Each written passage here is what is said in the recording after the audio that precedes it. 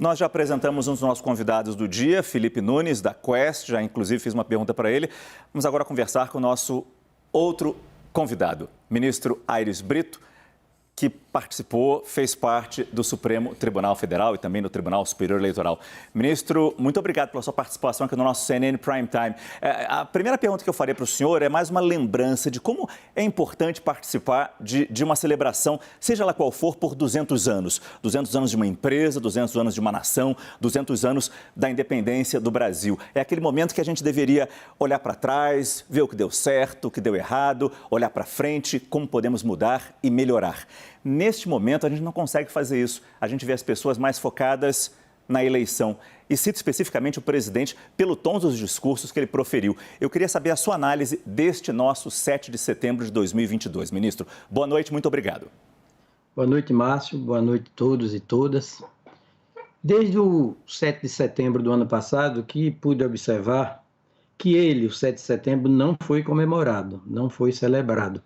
Essa data histórica, agora 200 anos de independência, não se falou sobre o movimento de 7 de setembro, histórico, o sentido da independência, o que significa independência, quem participou dessa epopeia nacional. A maior data cívica, política do país é o 7 de setembro. Eu penso que desde o ano passado houve sim, e neste ano se repetiu, portanto, desvio de finalidade. O 7 de setembro foi, digamos, apropriado, capturado, desviado, numa perspectiva já de desvio para um discurso mais eleitoral, mais de autopromoção, de marketing pessoal, de campanha eleitoral propriamente dita. A revelia, portanto, da Constituição, em linhas gerais, é sabido que o personalismo, a pessoalidade por ato público, de parte das autoridades públicas, fere o princípio, justamente chamado de impessoalidade pelo artigo 37, cabeça da Constituição.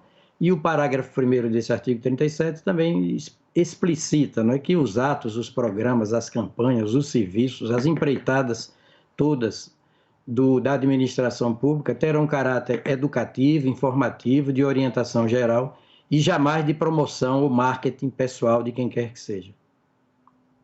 E tudo isso o senhor viu acontecer neste 7 de setembro?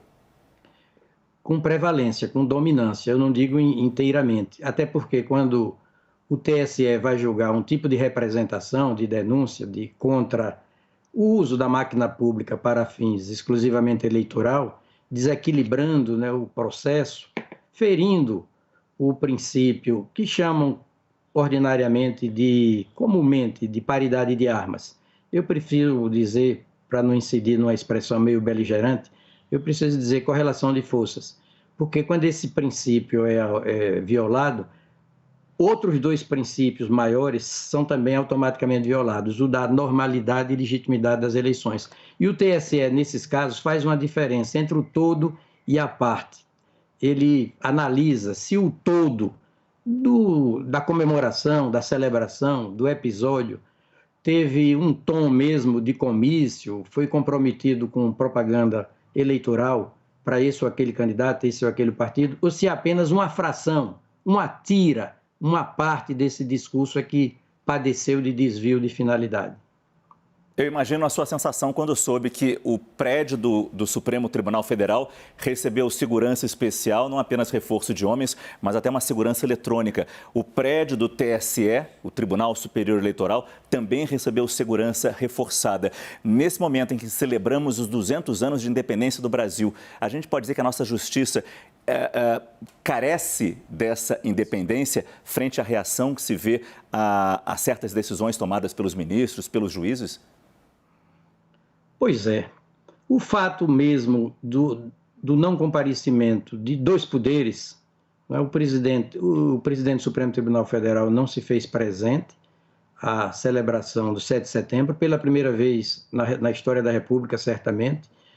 O presidente, eu digo em período de normalidade democrática. O presidente da Câmara dos Deputados também não, diga-se o mesmo do presidente do Senado. E eles deixaram de comparecer por quê?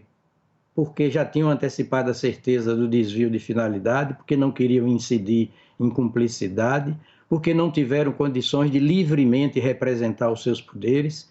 Tudo isso somente pode ser apurado no caso concreto. Como disse Ortega y Gasset, não é? Eu sou eu e as minhas circunstâncias.